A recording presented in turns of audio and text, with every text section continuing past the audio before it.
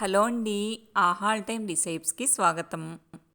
కార్తీక పురాణము 8వ అధ్యాయంలో జనక మహారాజుకు కలిగిన ధర్మ సందేహము, అలాగే హరినామస్మరణ చేత పాపములు పోయి ముక్తి పొందిన అజామీళుని కథ గురించి తెలుసుకుందాం. జనక మహారాజు వశిష్ఠుడు చెప్పిందంతా విని, మహానుభావ, తమరు చెప్పిన ధర్మములన్నింటినీ శ్రద్ధగా వింటిని. అందు ధర్మం బహుసూక్ష్మమనియు పుణ్యం సులభంగా కలిగిననియు, అది నదీ స్నానము, దీపదానము, ఫలదానము, అన్నదానము, వస్త్రదానము వలన కలిగిననియు చెప్పితిరి. ఇట్టి స్వల్ప ధర్మముల చేతనే మోక్షము లభించుచుండగా వేదోక్తంగా యజ్ఞ యాగాదులు చేసిన గాని పాపములు పోవని మీ వంటి మునిశ్రేష్ఠులే చెప్పుచుందురు కదా. మరి తమరు ఇది సూక్ష్మంలో మోక్షంగా కనబరిచినందుకు నాకు అమితాశ్చర్యము కలుగుచున్నది. దుర్మార్గులు కొందరు సదాచారములను పఠింపక వర్ణశంకరులై రౌరవాది నరకహేతువులగు మహాపాపములు చేయువారు ఇంత తేలిగ్గా మోక్షం పొందుట వజ్రపు కొండను గోటితో పెకిలించుట వంటిది.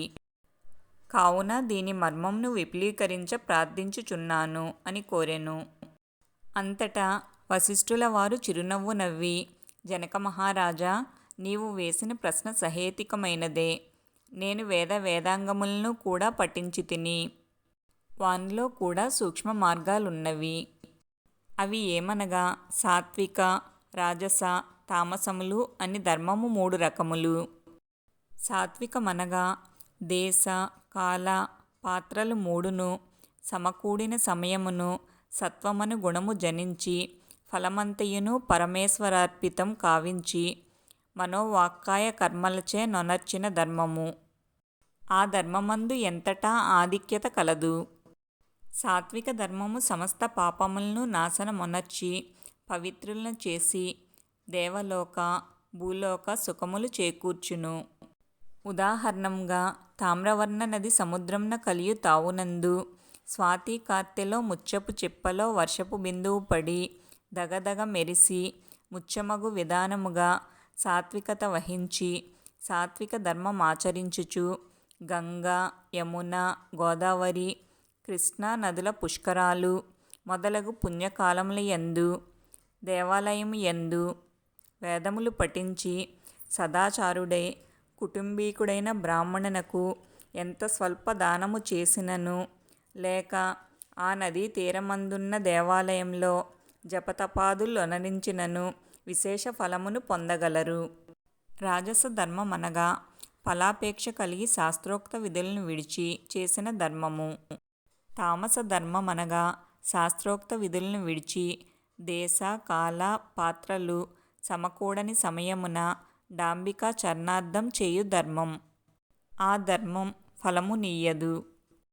ఇక్కడ దేశ అంటే పుణ్యస్థలము, కాల అంటే పుణ్య సమయము, పాత్ర అంటే సద్బ్రాహ్మణుడు అని అర్థం.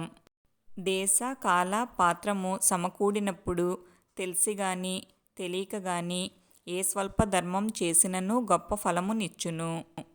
అనగా పెద్ద కట్టెల గుట్ట చిన్న అగ్నికణములతో భస్మమగునట్లు శ్రీమన్నారాయణుని నామము తెలిసిగాని తెలియక గాని ఉచ్చరించిన వారి సకల పాపములు పోయి ముక్తి నొందుదురు. దానికొక ఇతిహాసము కలదు. అజామీళుని కథ.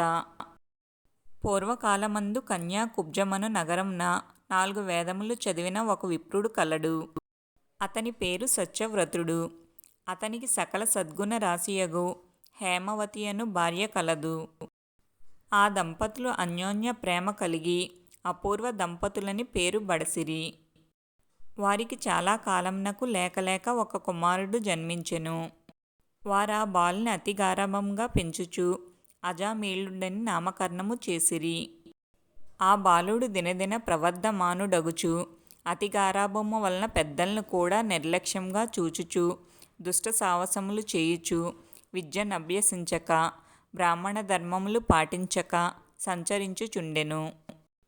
ఈ విధముగా కొంతకాలంనకు యవ్వనము రాగా కామాంధుడై మంచి చెడ్డలు మరిచి యజ్ఞోపవీతము త్రెంచి మద్యం సేవించుచు ఒక ఎరుకల జాతి స్త్రీని వలచి నిరంతరము ఆమెతోనే కామక్రీడలతో తేలియాడుచు ఇంటికి రాకుండా తల్లిదండ్రులను మరిచి ఆమె ఇంటనే భుజించుచుండెను.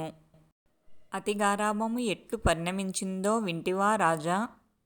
తమ బిడ్డలపై ఎంత అనురాగమున్నను పైకి తెలియపరచక, చిన్ననాటి నుంచి అదుపు ఆజ్ఞలతో ఉండకపోయిన ఎడ్ల ఈ విధంగానే జరుగును.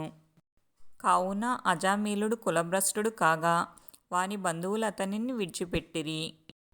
అందుకు అజామీలుడు రెచ్చిపోయి వేట వలన పక్షులను జంతువులను చంపుతూ కిరాతక వృత్తిలో జీవించుచుండెను. ఒక రోజున ఆ ఇద్దరు ప్రేమికులు అడవిలో వేటాడుతూ ఫలములు కోయుచుండగా ఆ స్త్రీ తేనె పట్టుకై చెట్టెక్కి తేనె పట్టు తీయబోగా కొమ్మ విరిగి క్రింద పడి చనిపోయెను.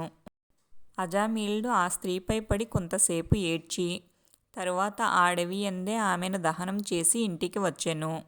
ఆ ఎరుకుల దానికి అంతకు ముందే ఒక కుమార్తె ఉండెను. కొంతకాలంనకు ఆ బాలికకు యుక్త వయస్సు రాగా కామాంధకారముచే కన్ను మిన్ను గానక అజామీలుడు ఆ బాలికను కూడా చేపట్టి ఆమెతో కూడా కామక్రీడల్లో తేలియాడుచుండెను. ఆమెకి ఇద్దరు కొడుకులు కూడా కలిగిరి. ఇద్దరూ పురిటిలోనే చనిపోయిరి. మరలా ఆమె గర్భము ధరించి ఒక కుమారుని కనెను. వారిద్దరూ ఆ బాలునికి నారాయణ అని పేరు పెట్టి పిలుచుచు ఒక్క క్షణమైనను ఆ బాలుని విడవక ఎక్కడకు వెళ్ళినా వెంటబెట్టుకుని వెళ్ళుచు నారాయణ నారాయణ అని ప్రేమతో సాకుచుండిరి. కాని నారాయణ అని స్మరించిన ఎడ్ల తన పాపములు నశించి మోక్షం పొందవచ్చునని మాత్రం అతనికి తెలియకుండెను. ఇట్లు కొంతకాలము జరిగిన తరువాత అజామీలునకు శరీర పటుత్వము తగ్గి రోగగ్రస్తుడై మంచము పట్టి చావునకు సిద్ధపడి ఉండెను.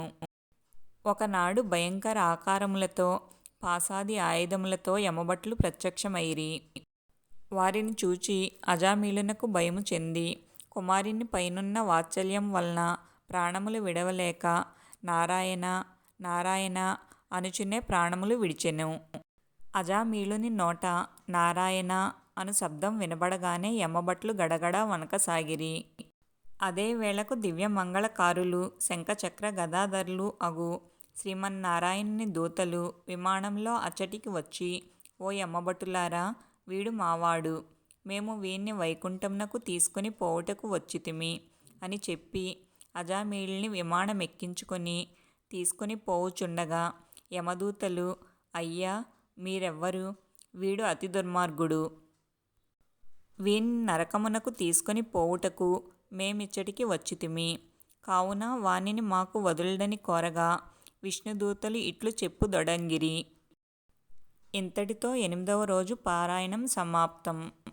తరువాత కార్తీక పురాణం 9వ అధ్యాయంలో విష్ణు పార్షద యమదూతల వివాదం గురించి తెలుసుకుందాం. ఈ వీడియో మీకు నచ్చితే లైక్ చేయండి, షేర్ చేయండి. మా ఛానల్ని ఫస్ట్ టైం చూస్తుంటే సబ్స్క్రైబ్ చేసుకోవడం మర్చిపోకండి.